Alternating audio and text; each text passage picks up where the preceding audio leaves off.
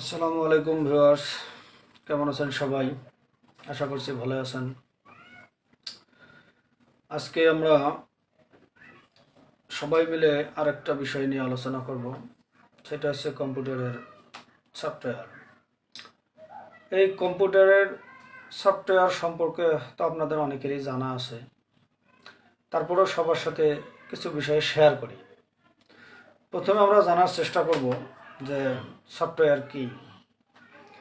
Software হলো computer বা electronic device পরিচালনার জন্য প্রয়োজনীয় নির্দেশনাবলীর একটি সেট, যা হার্ডওয়্যারকে নির্দিষ্ট কাজে সাহায্য করে। একে কিন্তু হাত দিয়ে স্পর্শ করা যায় না। সফটওয়্যারকে আপনারা হাত দিয়ে স্পর্শ করতে পারবেন না, কিন্তু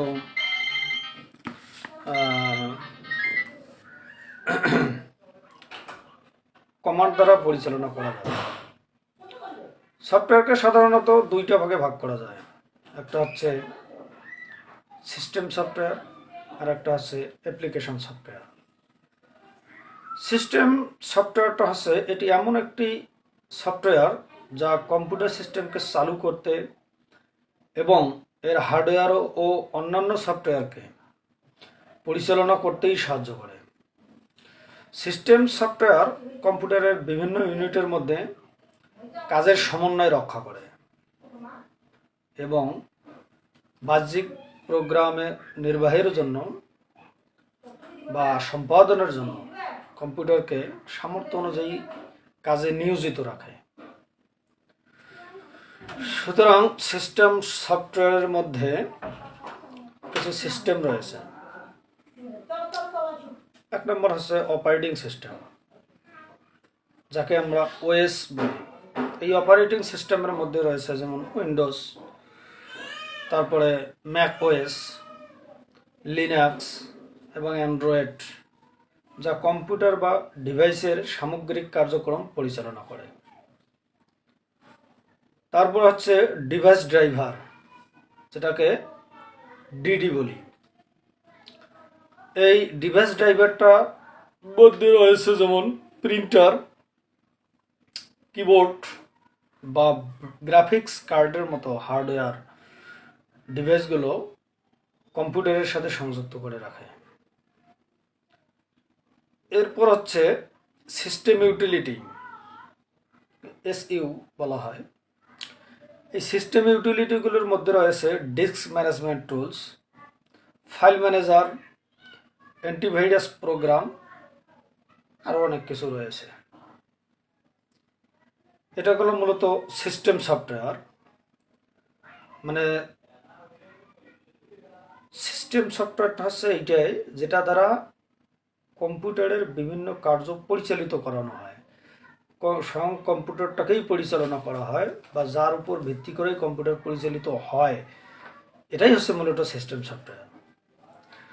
এরপরে আমরা জানবো অ্যাপ্লিকেশন সফটওয়্যার। এটি এমন একটি সফটওয়্যার যা ব্যবহারকারীদের নির্দিষ্ট কাজ সম্পাদন করতে সহায়তা করে। যেমন এই অ্যাপ্লিকেশন সফটওয়্যারগুলোর মধ্যে অনেক সফটওয়্যার রয়েছে, যেমন হচ্ছে এমএস অফিস, যেটাকে আমরা মাইক্রোসফট অফিস বলি, Adobe Photoshop, Adobe reader, Google Chrome, Firefox, graphics design software, তারপর হচ্ছে gaming software, media player, music player, অনেক আছে, সি ক্লিনার ইত্যাদি। এই যে সফটওয়্যারগুলোর আছে, এগুলোকে বলা হচ্ছে অ্যাপ্লিকেশন সফটওয়্যার। মানে এগুলা কোনো না কোনো কাজে নির্ধারিত করে বা কোনো না কোনো কাজ নির্ধারিতভাবে সম্পন্ন করতে পারে। এগুলো ছাড়াও আরও বেশ কিছু সফটওয়্যার রয়েছে যা নির্দিষ্ট কাজেই ব্যবহৃত হয়, যেমন হচ্ছে প্রোগ্রামিং সফটওয়্যার। এই প্রোগ্রামিং সফটওয়্যার দ্বারা আমরা আপনার যে কোনো ওয়েবসাইট তৈরি করলে এই প্রোগ্রামিং সফটওয়্যারের মাধ্যমেই আমরা সেটাকে বাস্তবায়ন করতে পারি। তো যাই হোক, এগুলি হচ্ছে মূলত অ্যাপ্লিকেশন সফটওয়্যার। তো আমরা আজকে মোটামুটি সফটওয়্যার সম্পর্কে একটু ধারণা লাভ করলাম। আমরা পরবর্তীতে যে কাজটা করতে যাচ্ছি বা চাচ্ছি, সেটা হচ্ছে যে আমরা একটা অ্যাপ্লিকেশন সফটওয়্যার নিয়ে আলোচনা করব। এই অ্যাপ্লিকেশন সফটওয়্যারটি হচ্ছে এমএস অফিস। তো আগামী দিনে আমরা এই এমএস অফিস এবং কম্পিউটার সম্পর্কে আরও একটু ধারণা অর্জন করে তারপরে আমরা এমএস অফিসে ঢুকবো। যখন আমরা এমএস অফিসে কাজ শুরু করব, আশা করি তখন আমাদের মোটামুটি প্রতিদিন আর কি একটা একটা বিষয় করে আমরা পার্ট টু পার্ট আলোচনা করতেই থাকব। তো যাই হোক, আমরা হার্ডওয়্যার অ্যাপ্লিকেশন, হার্ডওয়্যার সফটওয়্যার এবং হিউম্যানওয়্যার প্লাস ইনফরমেশন, চারটা বিষয় সম্পর্কে হয়তো একটু ধারণা লাভ করলাম। তো যাই হোক, কি জানি বলে, হিউম্যানওয়্যার, এই হিউম্যানওয়্যারটা হচ্ছে এটা মূলত ব্যবহারকারীকে উদ্দেশ্য করে বলা হয়েছে। ব্যবহারকারী যে ব্যবহার করবে কম্পিউটার সিস্টেমটাকে, যে চালাচ্ছে, সে কিভাবে চালাচ্ছে, কিভাবে চালালে কাজ হবে, এই মূলত এটাই বুঝাইছে যে এটা হচ্ছে হিউম্যানওয়্যার। তারপরে হচ্ছে ইনফরমেশন। এই ইনফরমেশন হচ্ছে তথ্য।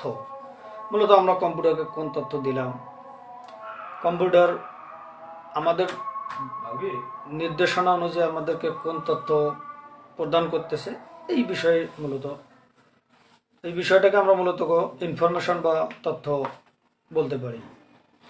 তো ভিউয়ার্স, মোটামুটি আমরা কম্পিউটারের উপাদান 4টা বা সিস্টেম উপাদান 4টায় 4টা সম্পর্কে আমরা জানতে পারলাম। আগামীতে আমরা কম্পিউটারের বাহ্যিক কিছু বিষয় নিয়ে একটু আলোচনা করব। তার পরবর্তী ক্লাস থেকে আমরা অবশ্যই এমএস অফিস নিয়েই আলোচনা করব এবং শুরু থেকে শেষ পর্যন্ত ওটা নিয়ে আলোচনা করার চেষ্টা করব ইনশাআল্লাহ। সকলে পাশে থাকবেন। সকলকে আবারও ধন্যবাদ। আসসালামু আলাইকুম ওয়া রাহমাতুল্লাহ।